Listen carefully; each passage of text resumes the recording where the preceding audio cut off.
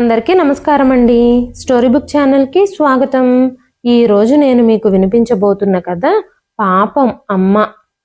గాఢ నిద్రలో ఉన్న నేను హఠాత్తుగా మోగిన అలారం శబ్దానికి ఉలిక్కిపడి నిద్రలేచాను. ఆ శబ్దానికి నా పక్కనే పడుకున్న మా ఇద్దరు పిల్లలు ఎక్కడ నిద్రలేస్తారో అన్న కంగారుతో దిండు పక్కనున్న నా సెల్ ఫోన్లోంచి మోగుతున్న అలారంని బంద్ చేయడానికి దాన్ని నా చేతిలోకి తీసుకున్నాను. ఈలోగా సంయుక్త, అలారం ఆఫ్ చెయ్యి, డిస్టర్బెన్స్గా ఉంది, ఎన్నిసార్లు చెప్పాను సౌండ్ తగ్గించి పెట్టుకోమని అంటూ విసుగ్గా మరో పక్కకి తిరిగి పడుకుంటూ అన్నారు మా వారు. నేను వెంటనే అలారంని బంద్ చేశాను. అప్పుడు సమయం 5 అవుతుంది. ఇంకాసేపు పడుకోవచ్చుగా అని నా మెదడు పదే పదే సందేశాన్ని అందిస్తుంది. దాని మాట కాదనలేక మళ్ళీ మంచంపై అలా ఒరిగి కళ్ళు మూసుకున్నాను. 5 నిమిషాలు గడిచాక, సంయుక్త, ఇంకా పడుకున్నావేం, లే, ఆలస్యం అవుతుంది అంటూ హెచ్చరించింది నా అంతరాత్మ.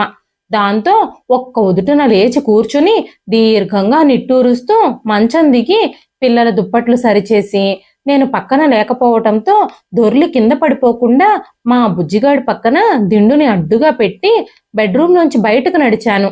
10 నిమిషాల్లో కాలకృత్యాలు ముగించుకొని ఇల్లంతా ఊడ్చి, అట్లాగే కాంపౌండ్ అంతా కూడా ఊడ్చి వాకిట్లో ముగ్గు వేసి పైకి లేస్తూ ఉండగా ఉన్నట్టుండి కళ్ళు బయర్లు కమ్మాయి. మునివేళ్లతో నుదుటిని నొక్కిపట్టి గట్టిగా కళ్ళు మూసుకొని తెరిచాను.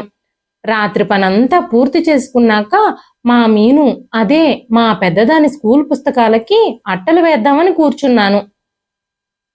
పుస్తకాలన్నింటికీ అట్టలు వేసి పడుకునేసరికి రాత్రి 12:30 అయ్యింది. బహుశా నిద్ర సరిపోలేదేమో, అందుకే కాబోలు కళ్ళు బయర్లు కమ్మాయి అనుకుంటూ మెల్లిగా ఇంట్లోకి నడిచి వాష్ బేసిన్ దగ్గరికి వెళ్ళి ఓసారి నీళ్లతో కళ్ళని తడిపి ముందుకు వంగి నైటీ అంచుతో ముఖం మీద తడిని తుడుచుకున్నాను.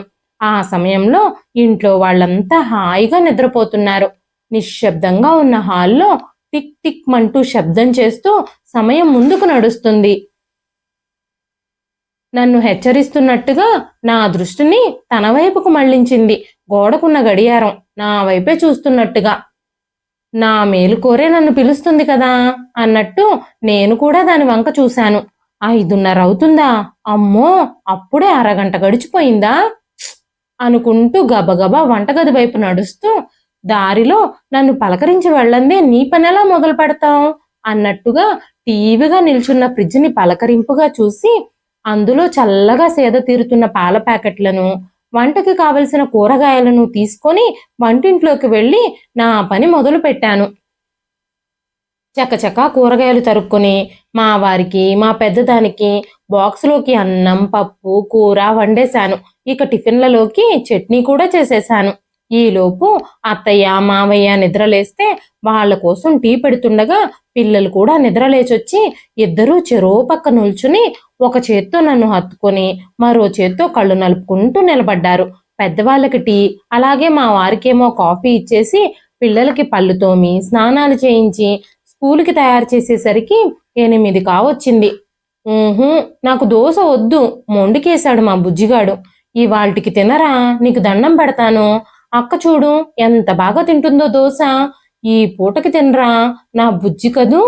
వాడి గడ్డం పట్టుకొని ప్రతిమాలనగా అన్నాను. అదేంటో వాడికి దోశ నచ్చదు.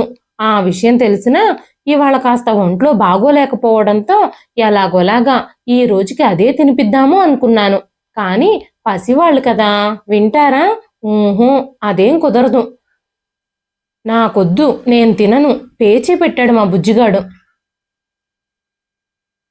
సంయుక్త, వాడు ఏది తింటే అది చేసి పెట్టరాదు, ఎందుకు పిల్లల్ని అలా ఏడిపిస్తాము? టీవీలో వార్తలు చూస్తున్న మా మామయ్య మందలింపుగా అన్నారు. అలాగే అన్నట్టు తలూపి ఓ నిట్టూర్పు వదిలి వంటింట్లోకి వెళ్ళాను. పొద్దున ముగ్గు వేసేటప్పుడు కళ్ళు బయర్లు కమ్మాయి కదా, దాని ప్రభావం అనుకుంటా బాగా తలపోటుగా అనిపించింది. ఓపిక తెచ్చుకొని అప్పటికప్పుడు బుజ్జిగాడు ఇష్టంగా తినే చిత్రాన్నం కలిపి తినిపించి పిల్లల స్కూల్ బ్యాగులు సర్ది పెట్టాను. అప్పుడే, ఏయ్ సంయుక్త, ఏంటి ఇవాళ నేను వస్తానని తెలిసి కూడా నన్ను మర్చిపోయావు? నేనంటే నీకు బొత్తిగా భయం లేకుండా పోయింది. నన్ను మర్చిపోయావో ఏం జరుగుతుందో తెలుసుగా, నీ పని అంతే, అవుట్ అంటూ టంగుమని నా బుర్రలో గంట మోగించి మరీ చెప్పింది మా ఇంటి మంచినీళ్ళ ట్యాపు. దాని ఈగో హట్ చేస్తే తర్వాత నేను హట్ అవ్వాల్సి వస్తుందని తక్షణమే ఆ పని కానిచ్చి దాని ఈగో సాటిస్ఫై చేసేసి అమ్మయ్యా అని ఊపిరి పీల్చుకున్నాను. ఇంతలో సంయుక్త, నాకు మీ మామయ్యకి టిఫిన్ తీసుకురా. పూజ గదిలోంచి బయటకొస్తూ చిన్నగా కేకేశారు అత్తయ్య. అలాగే అత్తయ్య అని చెప్పి వాళ్ళ కోసం దోశలు వేసుకొద్దామని వెళ్ళాను. గరిటతో దోశపిండిని పెనంపై పోసి గరిటని గుండ్రంగా తిప్పుతూ ఉండగా ఒక్కసారిగా దాంతో పాటు పెనం అలాగే వంటిల్లంతా గిర్రున తిరిగినట్టయింది. అప్రయత్నంగానే నేను కింద పడిపోయాను. ఆ తర్వాత ఏం జరిగిందో నాకు తెలీదు. కానీ కొద్దిసేపటికి కళ్ళు తెరిచి చూసేసరికి మంచం మీద పడుకునున్నాను నేను.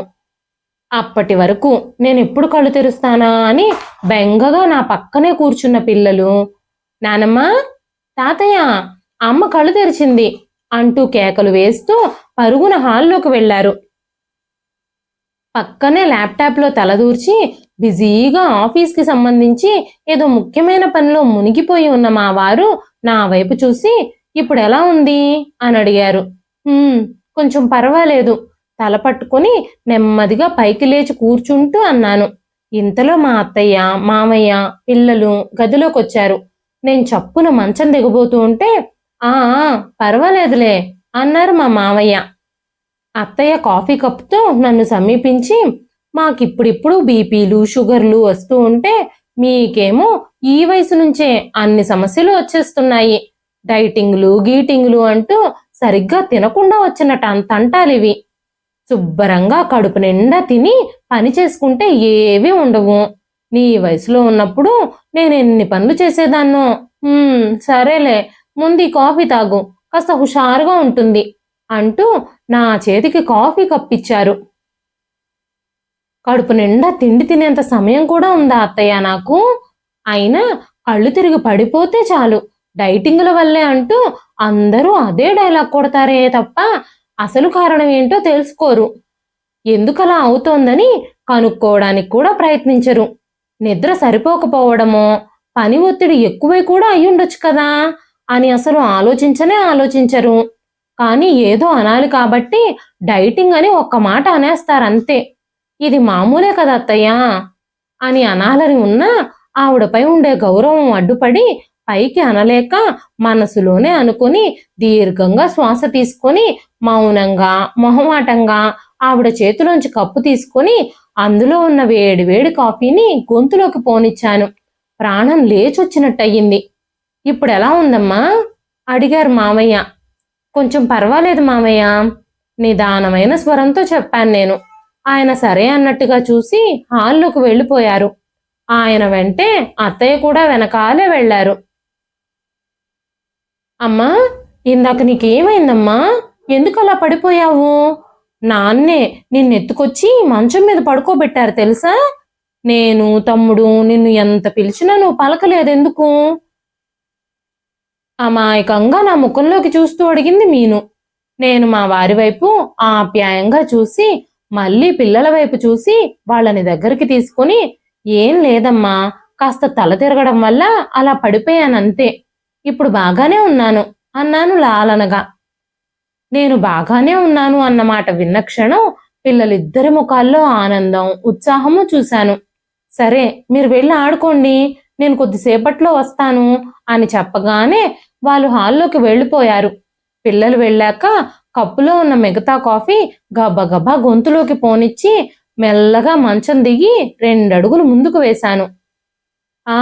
మరిక నేను ఆఫీస్కి బయలుదేరతాను అన్నారు మా వారు ల్యాప్టాప్ ఆఫ్ చేసి దాన్ని బ్యాగులో పెట్టుకుంటూ. టిఫిను వద్దు, నీకు బాగోలేదని ఇంతసేపు వెయిట్ చేశాను. స్కూలుకు కూడా ఫోన్ చేసి పిల్లలు ఇవాళ 1 గంట లేటుగా వస్తారని వాళ్ళ టీచర్కి ఇన్ఫార్మ్ చేశాను. ఇప్పటికే ఆలస్యం అయిపోయింది. వాళ్ళను స్కూల్ దగ్గర డ్రాప్ చేసి వెళ్లేసరికి నాకు కూడా ఆలస్యం అవుతుంది. ఇట్స్ ఓకే, ఇవాళకి ఆఫీస్ క్యాంటీన్లో తినేస్తానులే. 5 నిమిషాలు దోశలు వేసుకొచ్చేస్తాను. క్యాంటీన్లో తింటానన్నాను కదా. ఇప్పుడు అంత హడావిడిగా నువ్వు వేసుకొచ్చినా తీరిగ్గా కూర్చొని తినేంత టైం ఏమీ నాకు లేదు. మౌనంగా నిల్చున్నాను నేను. అప్పటికే ఫార్మల్ దుస్తుల్లో ఆఫీస్కు తయారై ఉన్న మా వారు నడుముకి బెల్ట్ తొడుక్కొని భుజానికి ల్యాప్టాప్ బ్యాగ్ను తగిలించుకుని సరే సరే నేను వెళ్ళొస్తాను అంటూ కదిలారు. సరే అన్నట్టు తలూపాను నేను. మా వారు వెళుతూ వెళుతూ అన్నట్టు వర్క్లో పడి చెప్పడం మర్చిపోయాను అన్నారు వెనక్కి తిరిగి. ఏమై ఉంటుందోనని ఆత్రంగా ఆయన ముఖంలోకి చూశాను. నిన్న నువ్వు లంచ్లోకి పెట్టిన అరటికాయ కూర అస్సలు బాగోలేదు తెలుసా? మా కొలీగ్ అతని కూర షేర్ చేస్తే తినాల్సి వచ్చింది. కాస్త చూసుకో. ఆ కూర మా కొలీగ్స్ తినుంటే ఎంత ఇన్సల్టింగ్గా ఉండేది నాకు. కొంచెం సీరియస్గా చెప్పి గదిలో నుంచి బయటకు వెళ్ళిపోయారు. మనసు నొచ్చుకుంది నాకు. ఎప్పుడో ఒకసారి వంటల్లో పొరపాటు జరగొచ్చు, అది అందరిళ్లలోనూ జరిగేదే. ఇందులో అంత ఇన్సల్ట్ అవ్వడానికి ఏముంది? ఒంట్లో బాగోలేదు కదా అన్న కన్సర్న్ కూడా లేదు ఈ మనిషికి. ఎప్పుడూ ఆఫీస్ గొడవే. ఛా! లో గొంతుకతో నాలో నేనే అనుకుని నేను కూడా హాల్లోకి వెళ్ళి పిల్లలకి మా వారికి బాయ్ చెప్పడానికి వాళ్లతో పాటు గుమ్మంలోకి నడిచాను. పిల్లలు నన్ను చూస్తూ బాయ్ అమ్మా అని పెద్దగా అంటూ నాకు ఫ్లయింగ్ కిసెస్ కూడా ఇచ్చారు. నేను కూడా వాళ్ళకి బదులుగా ఫ్లయింగ్ కిసెస్ ఇచ్చాను. వాళ్ల మొహాల్లో ఉత్సాహం, కళ్ళల్లో మెరుపులు చూస్తూ ఉంటే నా మనసుకి తేలికగా చాలా ఆనందంగా అనిపిస్తుంది. మా వారేమో వెళ్ళొస్తాను అన్నట్టుగా హెల్మెట్లోంచి నా వైపు బాణం లాంటి ఒక చూపు విసిరి బండిని స్టార్ట్ చేశారు. ఆయన ఇందాకటి మాటల్లాగానే ఆ చూపు కూడా నా మనసుకి బాగానే గుచ్చుకుంది. వాళ్ళు వీధి చివరికి వెళ్లేదాకా గుమ్మంలోనే ఉండి లోపలికి వచ్చేశాను. హాల్లో సోఫాలో కూర్చుని టీవీ చూస్తున్న అత్తయ్య మామయ్యలను చూసి టిఫిన్ తిన్నారా అత్తయ్య అని అడిగాను. లేదు సంయుక్త, వేసుకురా అన్నారు అత్తయ్య. మనసులోనే అసహనంగా నిట్టూర్చి వంటగదిలోకి వెళ్లి చూసేసరికి ఎక్కడ పని అక్కడే ఆగిపోయి నా కోసం మూలుగుతున్నట్టుగా కనిపించింది వంటిల్లంతా. ఓపిక లేకపోయినా ఓపిక తెచ్చుకొని మరీ అత్తయ్య మామయ్యలకు టిఫిన్ పెట్టి మధ్యాహ్నం వంటకి మళ్ళీ రెడీ అయిపోయాను. మొదట్లో పొద్దున మా వారికి వండినప్పుడే అందరికీ ఒకేసారి వండేదాన్ని. కానీ పొద్దునెప్పుడో వండింది మేము తినేసరికి చల్లారిపోతుంది, తినబుద్ధి కాదు. అందుకే మా వరకు వేడివేడిగా మళ్ళీ వండు సంయుక్త అని అన్నారు అత్తయ్య. అంతేనా? ఈ పూట కొండినవి మళ్ళీ రాత్రికి తినరు. అప్పుడు మళ్ళీ వేడివేడిగా వండి పెట్టాలి అందరికీ. నేనెప్పుడూ అనుకుంటాను, ఈ లోకంలో కనీసం ఒక్క పూట తిండి దొరికినా చాలు అనుకునే వాళ్ళు చాలా మంది ఉన్నారు. ఇంకొందరు ఆ ఒక్క పూట తిండి కోసం కూడా వెంపర్లాడే వాళ్ళు ఉన్నారు. అలాంటిది మనమేమో ఎన్నున్నా ఎంతున్నా తిండి విషయంలో పలు రకాల వంకలు పెడతాం. అన్ని రోజులు మనవి కావు అన్నట్టు ఒక్కొక్కసారి ఆలోచిస్తే అనిపిస్తుంది, ఒకవేళ ఏదైనా కష్టకాలం వచ్చి ఏవైనా అనుకోని పరిస్థితులు ఎదురుపడితే మా ఇంట్లో లాంటి వాళ్ళు ఆ పరిస్థితులకు సర్దుకుని ఉండగలరా అని. అయినా ఎవరెవరి ఇష్టాలు వాళ్ళకు ఉంటాయిలే. కాకపోతే ఇలా బాగోలేని సమయాల్లోనైనా మినహాయింపిస్తే నాకు కూడా బాగుంటుంది కదా. ఇలా పలు ఆలోచనల్లో మునిగి తేలుతూనే ఏదో ఒక రకంగా మొత్తానికి ఈ పూటకి వంట పని ముగించేశాను. సింకులో అంట్లు, బకెట్లో బట్టలు, మరి మా సంగతి ఏంటి సంయుక్త అన్నట్టుగా నా వంక దీనంగా చూశాయి. వాటిని మాత్రం నిరాశపరచడం ఎందుకు అని వాటి పని కూడా ముగించేశాను. బట్టలు ఆరేద్దామని మేడ మీదకి వెళుతూ మా పక్కింట్లో ఉండే కళ్యాణి కనిపిస్తే, హాయ్ కళ్యాణి, ఈరోజు నాకు కొంచెం ఒంట్లో బాగోలేదు. ఈ ఒక్క రోజుకి ఏమీ అనుకోకుండా మీ పాపతో పాటు మా బుజ్జీని కూడా స్కూల్ నుంచి ఇంటికి తీసుకురాగలవా? మొహమాట పడుతూ నానుస్తూ అడిగాను నేను. మా బుజ్జిగాడు ప్లే స్కూల్ కాబట్టి ఒక్క పూటే ఉంటుంది స్కూలు. పెద్దది మాత్రం సాయంత్రం స్కూల్ వ్యాన్లో వస్తుంది. ఇవాళ లేటుగా వెళ్లారు కదా, అందుకే పొద్దున మా వారే వాళ్ళని స్కూల్ దగ్గర దిగబట్టి వెళ్లారు. ఓకే సంయుక్త, అలాగే తీసుకొస్తాను. దీనికి కూడా ఇంత మొహమాటంగా అడగాలా ఏమిటి? నేను తీసుకొస్తానులే అంది కళ్యాణి మృదువుగా నవ్వుతూ. నేను నిశ్శబ్దంగా నవ్వి థ్యాంక్ యూ కళ్యాణి అని చెప్పి మేడ మీదకు వెళ్ళాను. బట్టలు ఆరేస్తూ ఉండగా వాళ్ళంతా నీరసంగా అనిపించింది. ఒంట్లో సత్తువ లేనట్టుగా ఉందని అక్కడే ఒక పక్కకి పూల కుండీల వద్దున్న చిన్న చెక్క స్టూల్ మీద కూర్చున్నాను. ఈ పని అయిపోయాక స్నానం చేసేలోపు బుజ్జిగాడు స్కూల్ నుంచి వచ్చేస్తాడు. అత్తయ్య మామయ్యలకి భోజనం పెట్టి వాడికి కూడా అన్నం తినిపించాలి. గంటన్నర సేపు వాడి వెంట పడుతూ అన్నం తినిపించేలోపు నా తల ప్రాణం తోకకొస్తుంది. అనంతరం వాడిని పడుకోబెట్టి నేను తిని మేడ మీద బట్టలు తెచ్చి మడతలు పెట్టి అవి సర్దేలోపు పెద్దది కూడా స్కూల్ నుంచి ఇంటికి వచ్చేస్తుంది. ఇక సాయంత్రం అందరూ టీవీ ముందు రిలాక్స్ అవుతూ ఉంటే నేను మాత్రం అందరికీ స్నాక్స్ రెడీ చేస్తూ వంటింట్లోనే గడిపేయాలి. ఒక్కోసారి సాయంత్రం పూట ఇంట్లో వాళ్ళంతా ఇంటి వెనక పెరట్లో కూర్చుని కబుర్లు చెప్పుకుంటూ పిల్లల ఆటపాటల్ని చూస్తూ ఎంజాయ్ చేస్తూ ఉంటారు. నేను మాత్రం స్నాక్స్ చేస్తూ మధ్యలో దూరం నుంచే చూస్తూ నేను కూడా అందరితో పాటు అలా కూర్చుని టైం స్పెండ్ చేసేలా వీలుంటే ఎంత బాగుండు అని ఫీల్ అవుతూ ఉంటాను.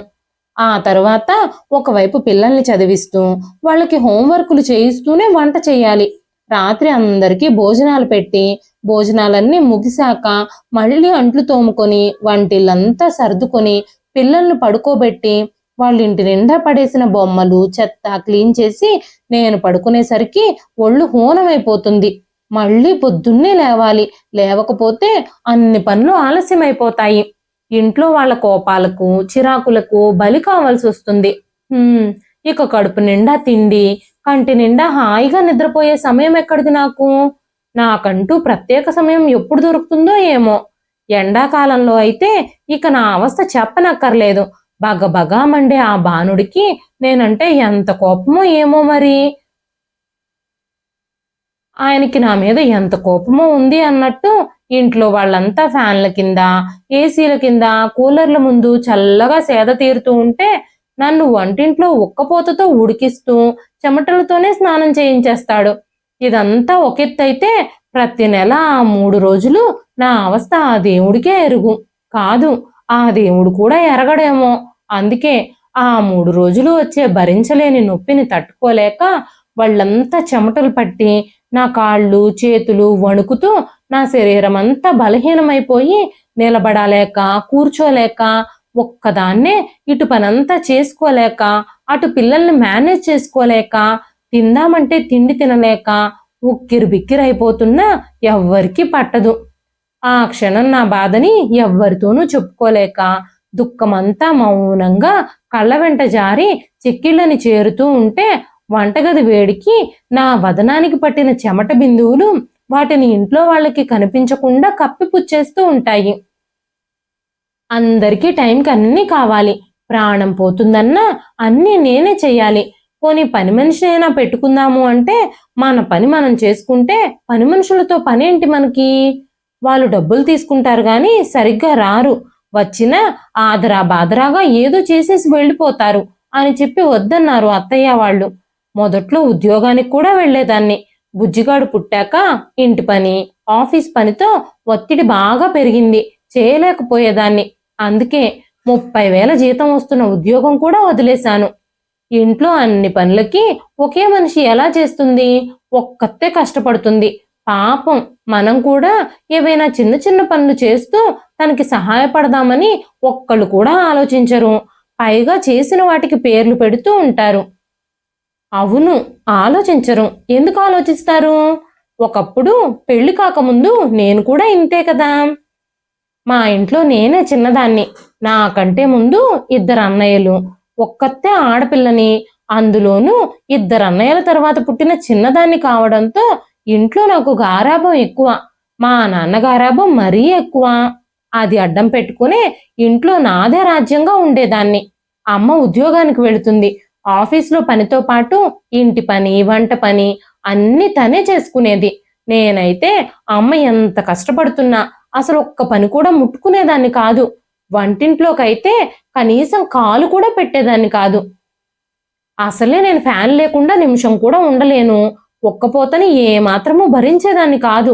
అందుకే నాకప్పట్లో వంటింట్లోకి వెళ్ళాలంటే చిరాగ్గా ఉండేది. అమ్మ రోజు పొద్దున్నే 5 గంటలకి నిద్రలేచి అన్ని పనులు చేసేస్తుంది. మాకు, నాన్నకి, నానమ్మ, తాతయ్యలకి అందరికీ ఏది తక్కువ కాకుండా చూసుకుంటుంది. పని మనిషి ఉన్నా సరిగ్గా వచ్చేది కాదు. ఎప్పుడూ డుమ్మాలు కొడుతూ అమ్మని బాగా సతాయించేది. వాళ్ళుండేది మా వీధిలోనే కావడంతో ఎప్పుడైనా పని మనిషి రాకపోతే, సమ్ము పని మనిషి ఇంకా రాలేదు, కాస్త వాళ్ళ ఇంటి దాకా వెళ్ళి కనుక్కొని రావే, నాకు లేట్ అవుతుంది అంటూ తట్టి లేపేది పొద్దున్నే అమ్మ. అబ్బా ఏంటమ్మా పడుకోనివ్వవు, రాత్రంతా చదువుకుని పడుకున్నాను, పొద్దున్నే లేపుతావేంటి, నేను లేవను, నువ్వే వెళ్ళొచ్చు కదమ్మా అని విసుక్కునేదాన్ని. అమ్మ బ్రతిమిలాడి ఇక నన్ను అడిగి లాభం లేదని తనే వెళ్ళేది. అన్నయ్యలు కూడా అమ్మకి పెద్దగా సహాయం చేసేవాళ్లే కారు. ఎప్పుడైనా మరీ అవసరమైతే మా పెద్దన్నయ్యే చేసేవాడు. పెద్దన్నయ్య కాస్త నెమ్మదస్తుడు, కానీ చిన్నన్నయ్య మాత్రం బాగా హుషారు. ఎప్పుడూ నాకు అన్నింటిలోనూ పోటీ. మా ఇద్దరికి క్షణం కూడా పడేది కాదు. ఎప్పుడూ కొట్టుకుంటూనే ఉండేవాళ్ళం. ఆడపిల్లవయ్యుండి బుద్ధి లేదు, అమ్మకి ఏదైనా హెల్ప్ చేయొచ్చు కదా అంటూ తిట్టేవాడు చిన్నన్నయ్య. నాకు మండి, ఆడపిల్ల అయితే మాత్రం ఇంట్లో పనులు ఆడపిల్లలే చేయాలని మన రాజ్యాంగంలో రూల్ ఏమైనా రాసి పెట్టుందా? ఎప్పుడు నా మీద పడేడ్చే బదులు నువ్వే చేయొచ్చుగా అమ్మకి ఆ హెల్ప్ ఏదో అంటూ గొడవ పడేదాన్ని. మా నాన్నొచ్చి నాకు సపోర్ట్ చేస్తూ చిన్నన్నయ్యని మందలించేవారు.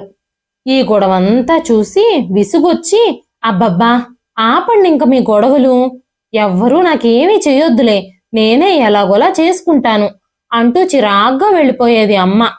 మాకేమో అప్పుడు పొద్దున్నే 6 గంటలకి మంచినీళ్ళు వచ్చేవి. కేవలం అరగంట మాత్రమే వదిలేవాళ్ళు. అప్పుడు ఒక్కొక్కసారి అమ్మకు కుదరపోతే నన్ను నిద్రలేపేది. కానీ నేను, అబ్బా అమ్మా నాకు తలనొప్పిగా ఉందమ్మా, నేను లెగవలేను, అన్నయ్యలో ఎవరో ఒకరిని పట్టమను అని చెప్పి తప్పించుకునేదాన్ని. అప్పుడు వెంటనే మా నాన్న, దాన్నెందుకు డిస్టర్బ్ చేస్తావు నువ్వు, దానికి పొద్దున్నే నిద్రలేస్తే తలనొప్పి వచ్చేస్తుందని నీకు తెలుసు కదా అనేవారు అమ్మని మందలింపుగా. ఇక చేసేది ఏమీ లేక అమ్మ పెద్దన్నయ్యని బతిమాలి నీళ్లు పట్టించేది. అప్పుడు నేను దుప్పట్లో దూరిపోయి ఏదో వరల్డ్ కప్ సాధించినట్టుగా ఫీల్ అవుతూ ముసి నవ్వులు నవ్వుకునేదాన్ని. ఇవేనా? ఇంకా ఉన్నాయి. వంటల్లో ఏ చిన్న తేడా వచ్చినా, నాకు నచ్చనివి చేసినా పెద్ద గొడవే చేసేదాన్ని. వంటల్లో పచ్చిమిర్చి వేస్తే నేను అస్సలు తినేదాన్ని కాదు. ఒకవేళ అమ్మ పొరపాటున పచ్చిమిర్చి వేసి ఏదైనా కూర వండిందా, అంతే గొడవ చేసి నేను తినాలా వద్దా, నేను తినకూడదనే కదా ఇలా వండావు అని ఏడ్చేదాన్ని. దాంతో మా నాన్న, అది కారం తిందని తెలుసుగా, తెలిసి కూడా ఎందుకు ఇలా వండావు అంటూ అమ్మని కోప్పడి మళ్ళీ నా కోసం ప్రత్యేకంగా ఇంకొక కూర చేయించేవారు. నాన్నమ్మ, ఒరేయ్ అది ఆడపిల్ల, రేపు మరో ఇంటికి పంపాల్సిన పిల్లను నీ అతిగారాబంతో దాన్ని మరింత చెడగొడుతున్నావు. ఇలా ఏ పని నేర్చుకోనివ్వకుండా, చెయ్యనివ్వకుండా, చేసిన వాటికి వంకలు పెడుతూ ఉంటే అది రేపు అత్తగారింటికి వెళ్ళాక అక్కడ సర్దుకోగలదా అని నాన్నకి క్లాసులు పీకేది. కానీ నాన్న, పనులు చేయాల్సిన అవసరం నా చిట్టి తల్లికేంటమ్మా, ఇంటి నిండా పని వాళ్ళను పెట్టుకుంటుంది అని నాన్నమ్మకి చెప్పి నన్ను దగ్గరికి తీసుకొని ప్రేమగా నా తల నిమురుతూ, అంతే కదూ సమ్ము అని నవ్వేవారు. నేనేమో హా అంతే మరి అంటూ అల్లరిగా నవ్వుతూ నానమ్మ వైపు చూసేదాన్ని. నానమ్మేమో మా తండ్రి కూతుళ్ల వైపు చూసి పెదవి విరిచేది. కానీ మనం ఒకటి తలిస్తే దైవం ఒకటి తలుస్తుంది అని ఆలస్యంగా తెలుసుకున్నాను. అంతేకాకుండా ఆదివారం కూడా అమ్మకు రెస్ట్ ఇవ్వకుండా స్పెషల్స్ చేసి పెట్టమనేవాళ్ళం. అందుకోసం తొందరగా నిద్రలేచి ఆ పనిలోనే ఉండేది అమ్మ. నేనైతే ఆదివారం వస్తే 10 అయినా నిద్రలేచేదాన్ని కాదు. నాన్న కూడా ఏమీ అనేవారు కాదు. కానీ తాతయ్య మాత్రం మందలించేవారు. ఇక పండగలు ఏమైనా వస్తున్నాయంటే అమ్మకి మరింత శ్రమ పెరుగుతుంది. పని మనిషి సహాయంతో ఇల్లంతా శుభ్రం చేసుకునేది.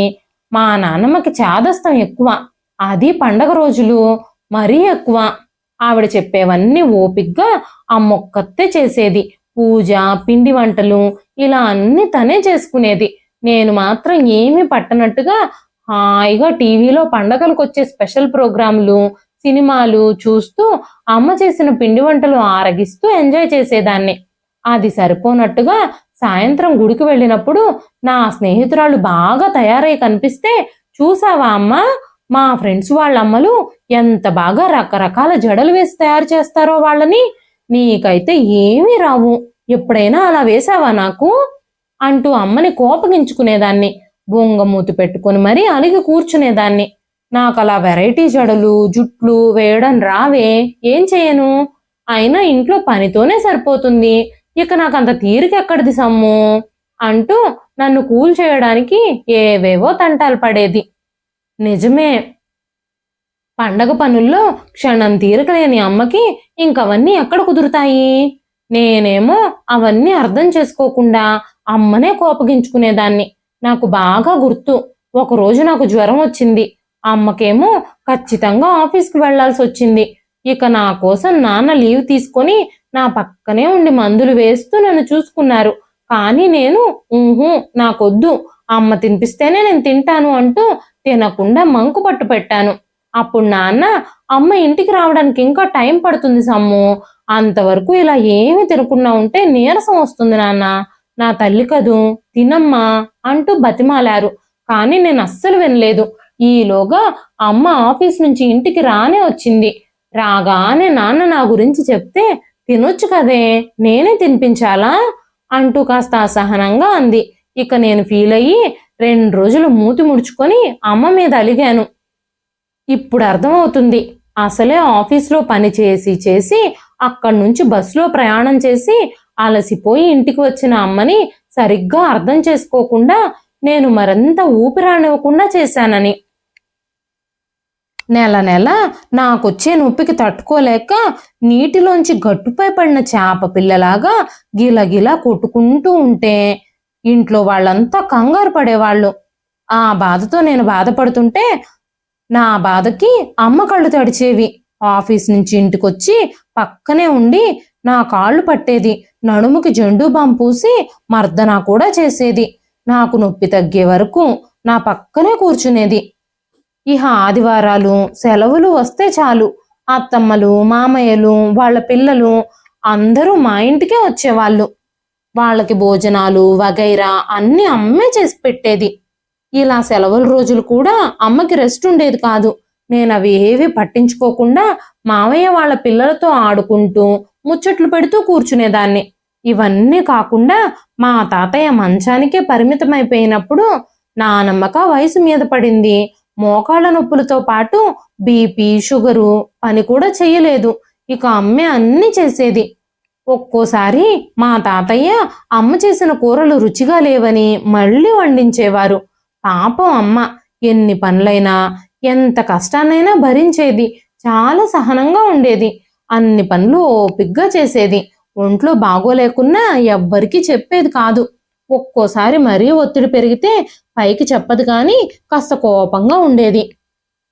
అమ్మా, ఎప్పుడు చూసినా ఎందుకలా కోపంగా ఉంటావు? మంచిగా హుషారుగా ఉండొచ్చు కదా అంటూ కసిరేదాన్ని నేను. ఇప్పుడు నాకు బాగా తెలిసొస్తుంది అమ్మ ఎందుకు అలా ఉండేదో. ఇక నేను చేసే పనులకి నా మీద కోపం వచ్చినా నన్నేమీ అనలేక తన కోపాన్ని లోపలే అణుచుకునేది. నాకు సపోర్ట్ చేస్తూ నాన్న తనను కోప్పడినా మౌనంగా ఉండేదే తప్ప ఒక్క మాట కూడా అనేది కాదు. ఇంట్లో అంత పని చేస్తూనే ఆఫీసుకు కూడా వెళ్ళేది. ఆఫీస్లో పని కూడా ఏమాత్రం అశ్రద్ధ చూయించకుండా తను తీసుకునే జీతానికన్నా ఎక్కువే న్యాయం చేసేది. అంతెందుకు, వయసు పెరిగినా ఇప్పటికీ ఇంటి పనులతో పాటు తన ఉద్యోగాన్ని కూడా కొనసాగిస్తూనే ఉంది అమ్మ. ఇప్పుడు అవన్నీ తలుచుకుంటుంటే పాపం అమ్మ అని చాలా బాధేస్తుంది. అమ్మని నేను ఇంత ఇబ్బంది పెట్టానో అని తలుచుకున్నప్పుడల్లా చాలా గిల్టీగా అనిపిస్తుంది నాకు. ఇప్పటికీ ఎప్పుడైనా పిల్లలకు సెలవులున్నప్పుడు పుట్టింటికి వెళ్ళినప్పుడు అమ్మ నన్ను ఒక్క పని కూడా చేయనివ్వదు. వద్దులే సంయుక్త, ఎలాగో రోజు చేస్తావు కదా అక్కడ, ఇక్కడికి వచ్చినప్పుడన్నా ఓ 4 రోజులు రిలాక్స్ అవ్వు అంటుందే కానీ నన్ను అస్సలు చేయనివ్వదు అమ్మ. ఎంతైనా తల్లి మనసు కదా. అసలు ఇంట్లో అన్ని పనులు ఒక్కరి మీదే వేయకుండా ప్రతి ఒక్కరూ ఇది మన పనే కదా అని భావించి అంతా కలిసి పనులు పంచుకొని చేసుకుంటే ఎంత బాగుంటుంది. ఆ రోజులు ఎప్పుడొస్తాయో. ఇలా ఆలోచనల్లో మునిగిపోయిన నన్ను నా ఎదురుగా కొన్ని అడుగుల దూరంలో ఉన్న బకెట్లో తడిసి ముద్దయ్యి నీళ్లు కారుతున్న బట్టలు ఎంతసేపు మేమిలా ఈ తడిలో పడుండాలి అన్నట్టుగా నా వంక గుర్రున చూస్తున్నట్టుగా నా అంతరాత్మ హెచ్చరించింది. తక్షణమే నా ఆలోచనల్లోంచి తేరుకుని ఈ లోకంలోకొచ్చి వాటిని కూల్చేయడానికి వెంటనే పైకి లేచి బకెట్ని సమీపించి అందులోని బట్టలన్నింటినీ అక్కడున్న తీగలపైన ఆరేసిన వెంటనే అవన్నీ గాలికి రెపరెపలాడుతూ సంతోషంగా నా వైపు చూశాయి. ఇంతలో అమ్మా అంటూ గుమ్మం నుంచే గట్టిగా కేకలు వేస్తూ గేటు తెరుచుకుని ఇంట్లోకి పరిగెడుతూ వెళ్లిన బుజ్జిగాడి గొంతు వినిపించగానే ఉలిక్కిపాటుగా గబ్బగబ్బా ముందుకు నడిచి మెట్లు దిగి కిందకు వెళ్ళిపోయాను. ఇదండి ఈ రోజు కథ. ఈ కథ పేరు పాపం అమ్మ. కథని రచించిన వారు స్ఫూర్తి కందివనం గారు.